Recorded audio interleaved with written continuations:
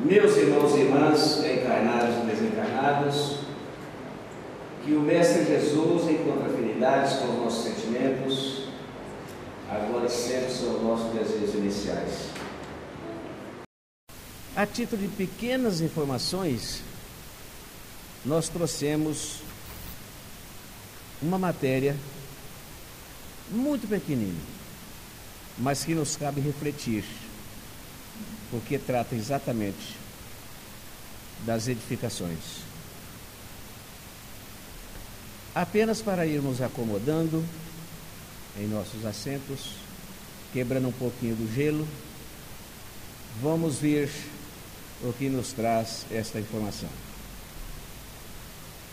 Os profissionais devem considerar conforto ambiental, funcionalidade na estética, cálculo de estrutura, planejamento construtivo. Estamos tratando aqui de um assunto material para que nós possamos entender exatamente do que nós vamos tratar com relação à edificação humana. Técnico de design e inferiores. Antes chamado de decoração, oferecido nas modalidades bacharelado e tecnológico, este profissional opera com questões como acabamento interno, escolha de distribuição de móveis nos espaços, considerados parâmetros estéticos e de conforto. Técnicos em cálculos estruturais, dimensionamento de forças, análise de composições de terrenos para a sustentação da construção. Técnico de paisagismo, passando pela análise de ocupação das cidades, paisagismo urbano, áreas residenciais e comerciais, entre outras questões. Técnicos em edificação, técnico em rede de esgoto, técnicos em cobertura.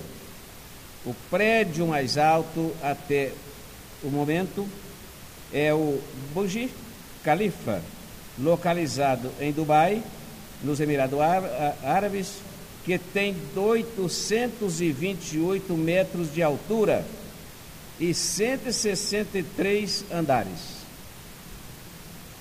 Daqui 5 anos está previsto para ficar pronto o maior prédio do mundo, batizado de Kingdom Tower.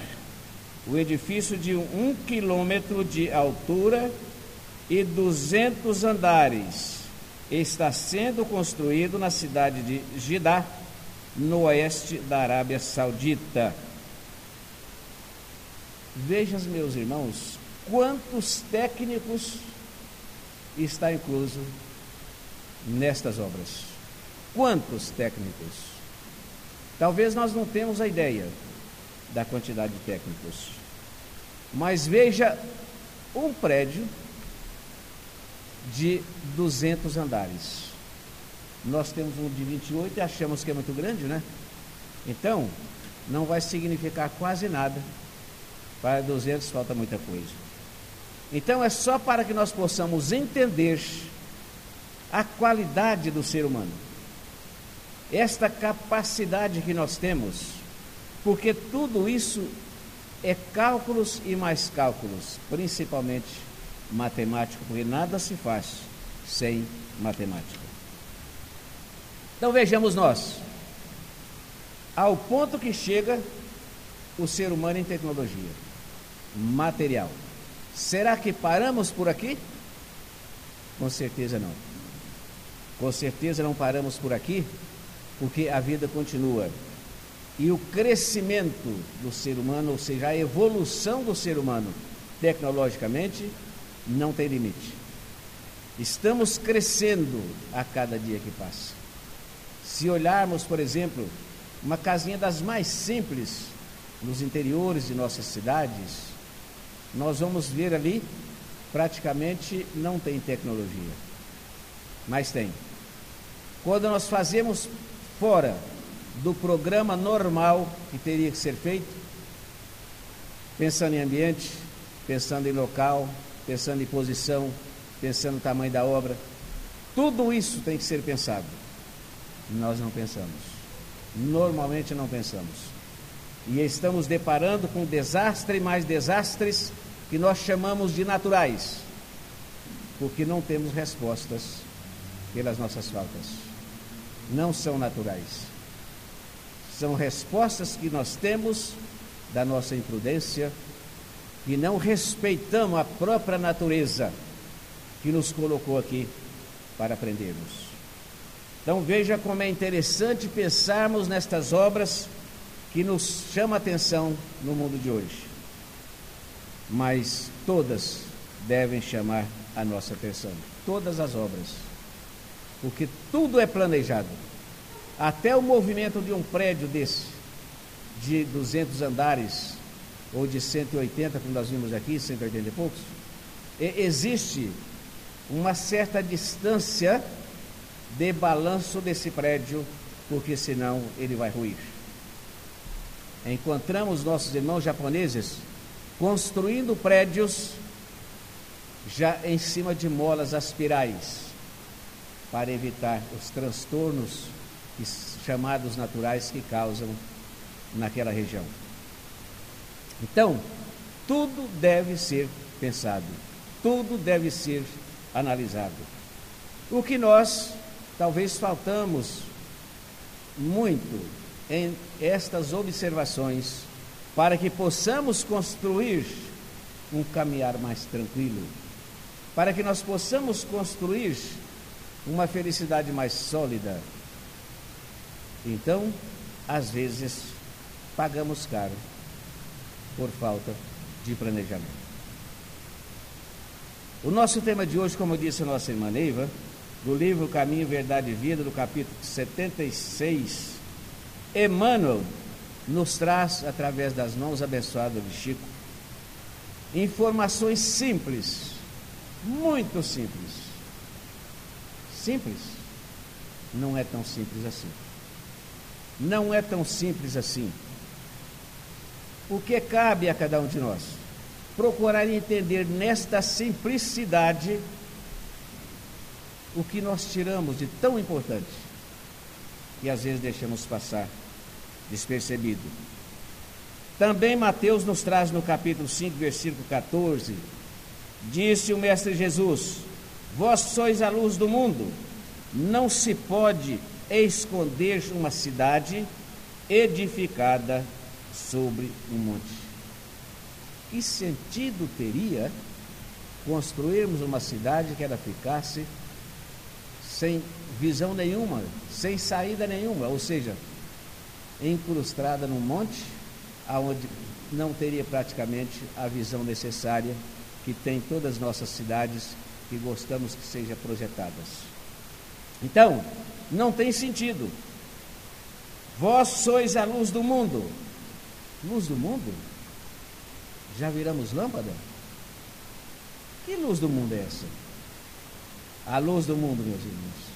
Exatamente a luz do mundo. Propagando, passando, vivendo, exemplificando os ensinamentos do Cristo. Exatamente para que nós não vivemos e não ficamos nessa eterna escuridão, sem saber o nosso destino, sem saber por onde caminhar, sem saber o que devemos fazer. Mas Jesus nos deixou esse caminho aberto, simples, objetivo, para que nós possamos trilhar. O Evangelho está repleto de amorosos convites para que os homens se edifiquem no exemplo do Senhor. Edifiquem no exemplo do Senhor. Meus irmãos, quantas são as nossas dificuldades? Quantas são as nossas dificuldades que ainda temos para viver os ensinamentos do Cristo, para seguir os seus ensinamentos? Quantas são as dificuldades? Todo instante que nós devemos avaliar o nosso comportamento com relação aos ensinamentos do Cristo, vamos encontrar posições e mais posições adversas dos ensinamentos de Jesus. Parece que esquecemos, parece que ainda não é importante para nós,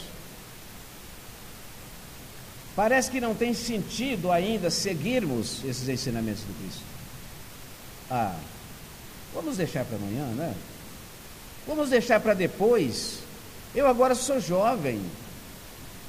Esse negócio de seguir alguma religião, porque Kardec, já falamos algumas vezes, nos deixa claro que doutrina espírita não é religião, é ciência e filosofia, e que de religião só tem a palavra religare, mas fica a critério de cada um de nós, como costumamos ver sempre, tratado como um tripé: ciência, filosofia e religião.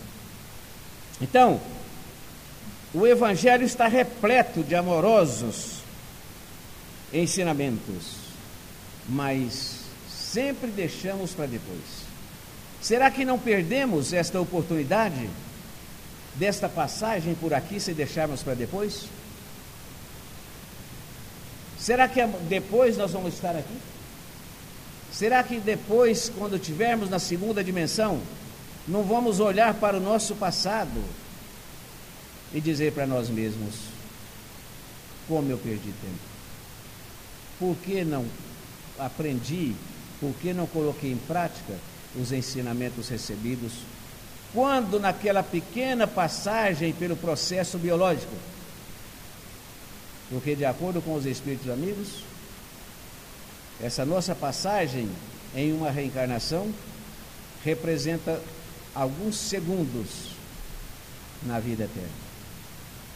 E às vezes deixamos passar estes segundos.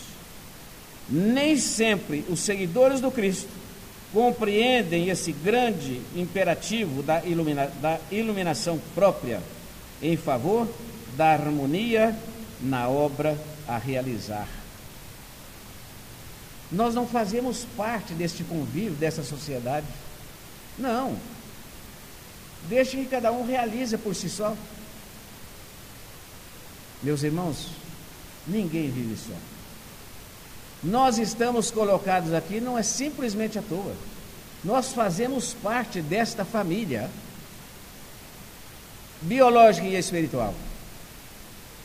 Porque se hoje nós estamos aqui, amanhã podemos estar em uma outra casa espírita ou num outro segmento da sociedade, aonde temos que integrar com aqueles nossos irmãos que nos aguardam. Mas não, cada um cuida de si. Parece que nós não fazemos parte desta família.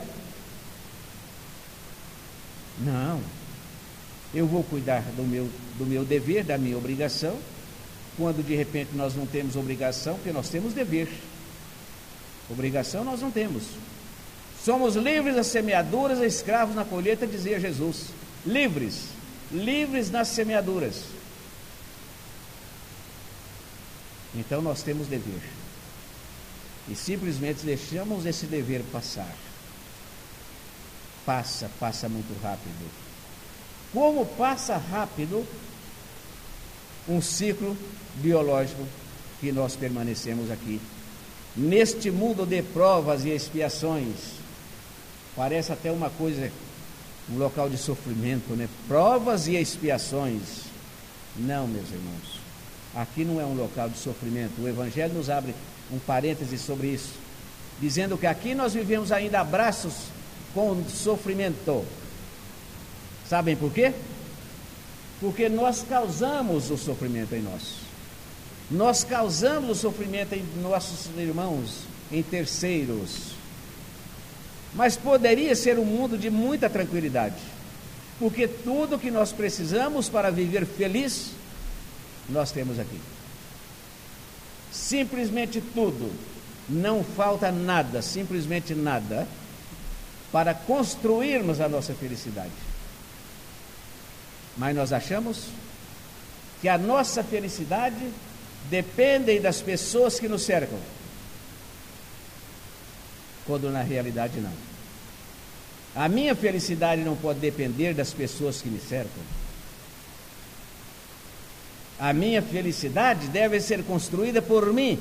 É um estado de consciência que somente eu tenho acesso, mais ninguém. O dia que eu tiver esse estado de consciência, de felicidade, eu estou vivendo feliz. Dalai Lama nos informa sobre isso. Hoje eu nasci vivo, hoje eu vou viver feliz. Não, nós vivemos a infelicidade do ontem e vivemos a felicidade do amanhã, sem saber se amanhã estamos aqui e sem lembrarmos que o ontem já passou. Então, é por isso, meus irmãos, é que nós achamos que esse mundo é difícil, né? Provas e expiações. Não. O nosso mundo nós construímos. O nosso mundo é o eu íntimo que me traz essa tranquilidade. Porque se eu estiver tranquilo, se eu estiver feliz, se eu estiver alegre, eu vou passar para o meu semelhante aquilo que eu tenho. Alegria, felicidade, paz. Mas se eu já amanheço o dia achando que nada vai dar certo, eu vou viver insatisfeito. Esse dia para mim eu estou insatisfeito. Eu vou transferir para os irmãos que aproximam de mim a minha insatisfação. Só podemos dar aquilo que nós temos. Se eu não tenho alegria, eu não vou dar alegria a ninguém. Se nós pensarmos nisso, vamos construir a nossa alegria para que possamos passar para terceiros. Sempre menosprezando o ansejo de alcançar os bens supremo para si mesmo. Eu preciso alcançar esse bem para mim, para que eu possa passar para as pessoas. Mas eu só sou feliz de acordo com aquele que está próximo de mim ou aquela que está próximo de mim. Amanhã, se eu não tiver aquela pessoa, a minha felicidade acabou. Porque a felicidade era passageira. A felicidade era passageira. Eu dependia de terceiros. Eu não tinha uma felicidade minha. Como disse aqui o nosso irmão Emmanuel. Não estou preocupado comigo para construir a minha felicidade. É necessário, meus irmãos, que preocupemos conosco. Naturalmente, é muito difícil encontrar a oportunidade entre gratificações de existência humanas. Eu não posso esperar gratificações de ninguém para que resolva os meus problemas. Se eu tenho algum problema, foi causado por mim. Foi causado por mim. Porque ninguém causa problema para ninguém. Porque eu não posso consertar ninguém se eu não conserto a mim mesmo. E eu não tenho o dever e nem o direito de consertar as pessoas. Aí colocamos o direito, quando na realidade poderíamos substituir só pelo dever. Cada um é livre na sua caminhada.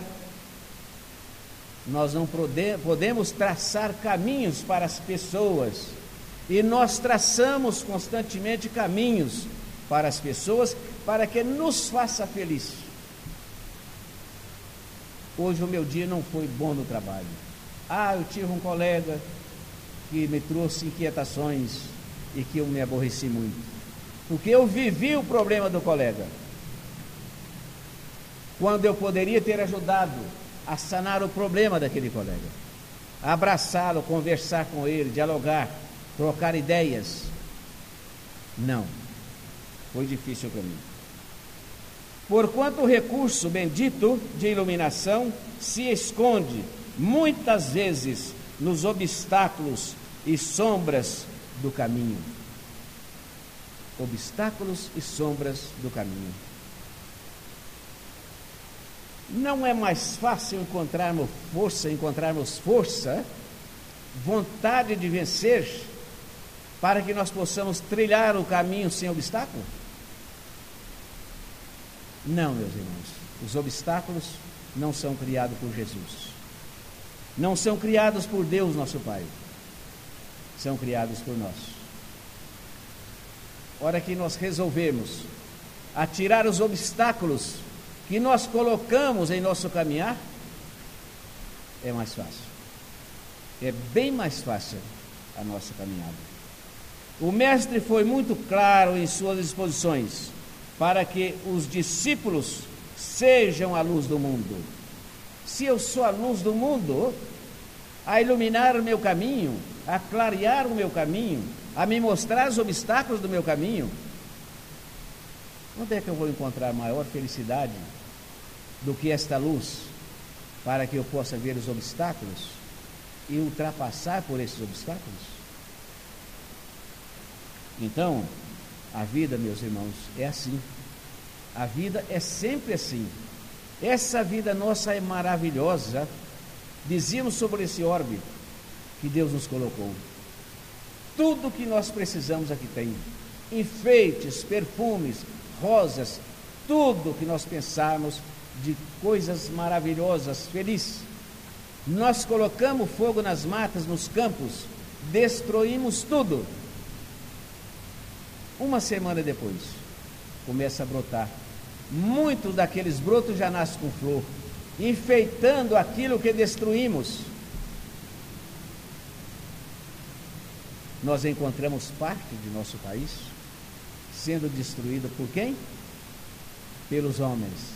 E a natureza tentando consertar. A cada dia que passa, nasce mais algumas árvores novas, algum broto novo, para reconstruir aquilo que as nossas ferramentas destruíram. Deus é tão maravilhoso nesse nosso caminho, que nós encontramos navios que naufragam e que tampa parte do mar em petróleo. Acaba com quase tudo que se vive naquela região.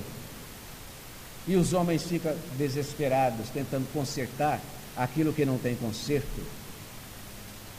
Porque daqui um pouquinho a natureza conserta.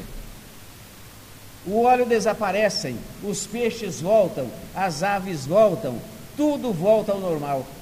Deus substituindo aquilo que nós destruímos, aqueles obstáculos que nós criamos.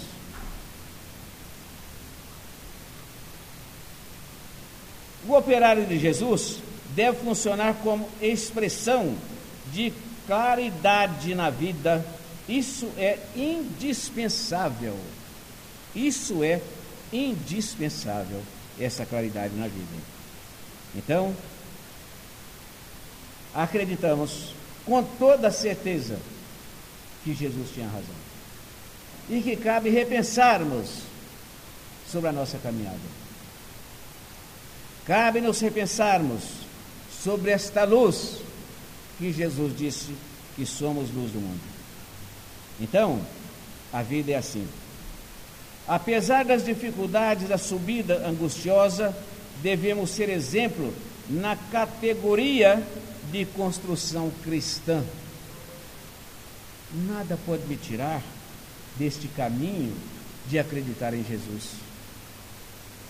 Foi Jesus que coordenou e coordena todo esse nosso orbe. Aqueles irmãos construindo o prédio de 200 andares, é Jesus. É Jesus administrando aqueles nossos irmãos, porque somos criaturas divinas. E o único representante que nós temos do Pai chama-se Jesus.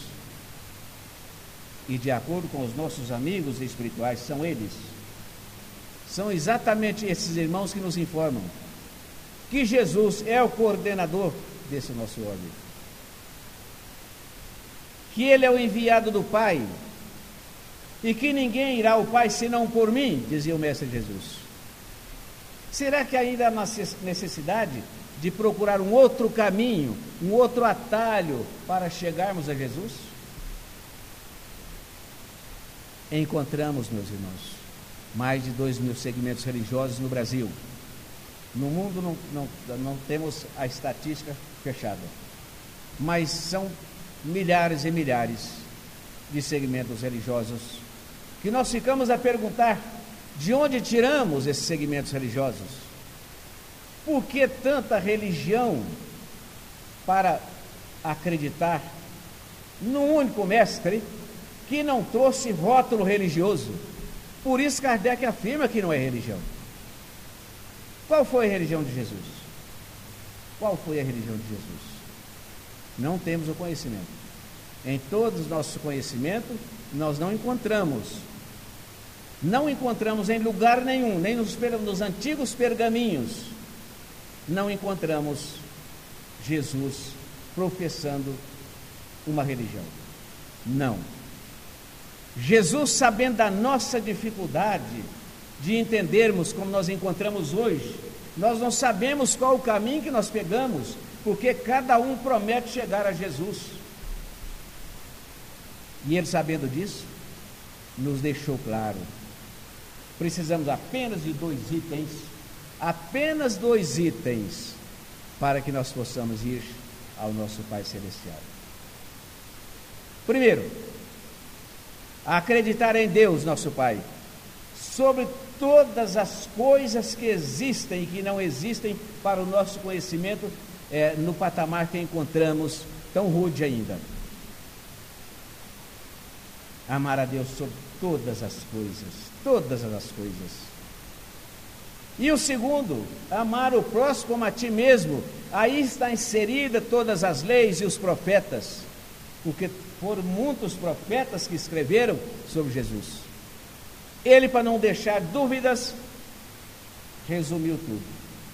Nós encontramos, irmãos nossos, segmentos religiosos que ainda estão lá no Velho Testamento. Só se falam do Velho Testamento. Não sabemos o porquê.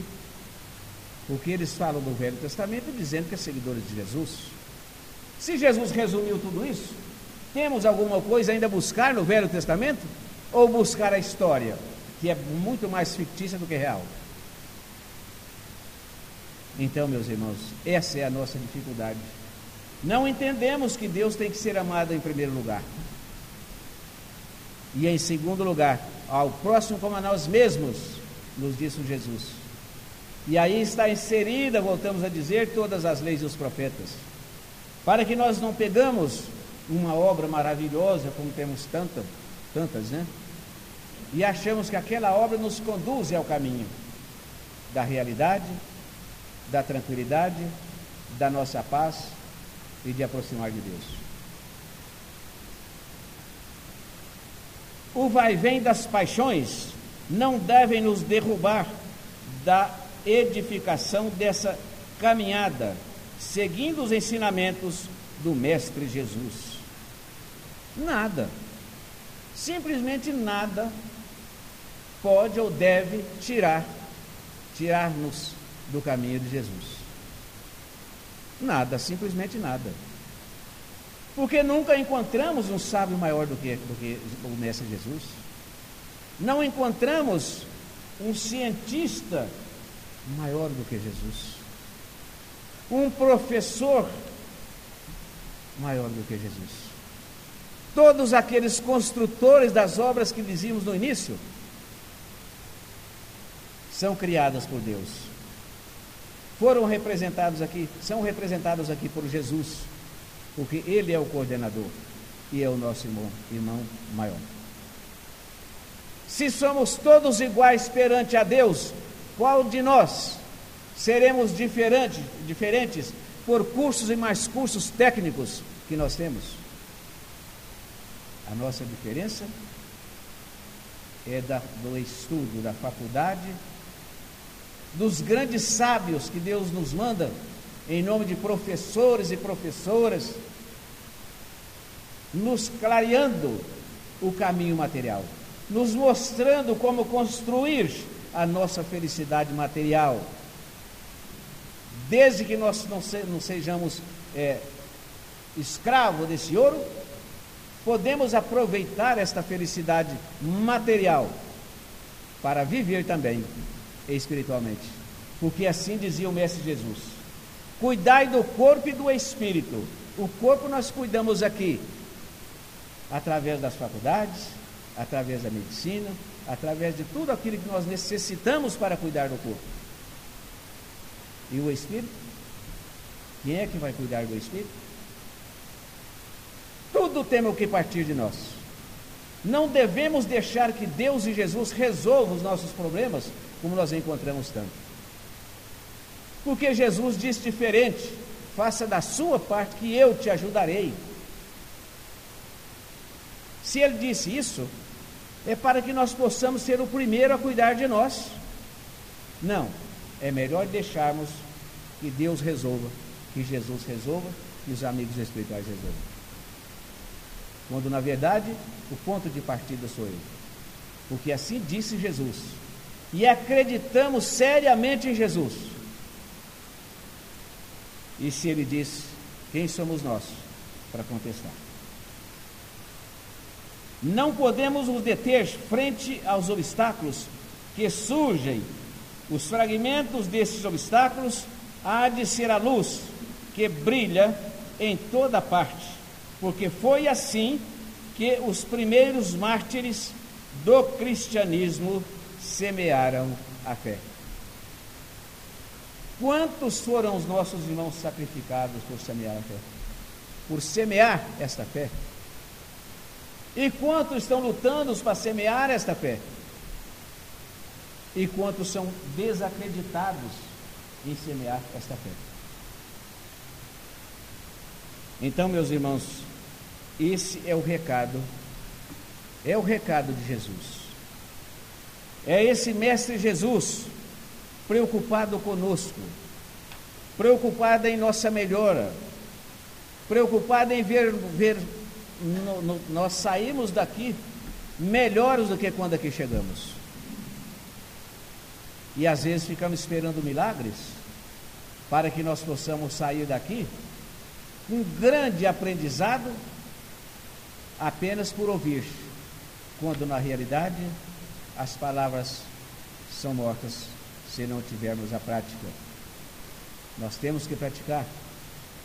Essa é a dificuldade de cada um de nós, e que devemos repensar o nosso caminhar, lembrando de que tudo que nós quisermos, tudo que aprendermos, se é para o bem, devemos colocar em prática. Se aprendemos coisa que não é agradável, não devemos nem aprender, deixa onde está. Não cabe a cada um de nós preocuparmos com aquilo que não nos traz a felicidade. Para que eu possa ser feliz, eu necessito ver os meus irmãos felizes. Eu necessito ver a esposa feliz. Eu necessito ver os filhos felizes. Eu necessito ver os pais felizes. Mas eu necessito ver todos aqueles que convivem comigo e que não convivem felizes. Nosso irmão Chico Xavier dizia sempre: o dia mais triste que eu tenho na vida foi o dia que eu não tive tempo de fazer prece para quem sofre. Porque às vezes estava preocupado escrevendo. Emmanuel não dava muito tempo para o Chico, né? E ele então falava isso: é o dia mais triste que eu tenho, quando eu não chorei por alguém, quando eu não fiz prece para alguém que sofre. E nós, muitas das vezes, não preocupamos nem conosco mesmo, nem com aqueles que formam esta célula familiar entre quatro paredes, que amanhã será inserida no contexto da humanidade. Me diga com quem tu andas, que eu te direi quem tu és, dizia Jesus. Nós esquecemos também desta passagem. Nós não dizemos para Jesus com quem estamos andando, mas com certeza Ele sabe quem somos nós. Agradecemos imensamente a paciência de vocês, a tolerância. Desculpem as nossas faltas, parece até que eu estou salvo, né? Porque não existe salvação, nós não entendemos o que é salvação. Porque salvar de uma coisa é quando você deixa de praticar. E esta salvação que nós queremos é a nossa prática, que não nos vai salvar, vai nos colocar em condições melhor de continuarmos a nossa caminhada. Para quando encontrarmos em novo convívio, mesmo que seja depois da segunda dimensão, estarmos melhores, muito melhores do que estamos hoje. E vamos encontrar, e talvez reconhecer algum e dizer: você é aquele que eu encontrei lá no Centro Espírita Sebastião Mártir? Ah, sou eu mesmo. Olha como você está maravilhoso, ou como você está maravilhosa, como você está lindo, ou como você está linda, não é? Porque esta beleza é refletida pelas nossas ações. Meus irmãos, que Deus, nosso Pai, que não nos deixa só, que somos fagulha dele, onde quer que estejamos, Deus está presente. Que possamos confiar nesse Deus, confiar em Jesus e procurarmos sair daqui muito melhores do que quando aqui chegamos. Que Deus nos ampare agora sempre, são nossos desejos finais.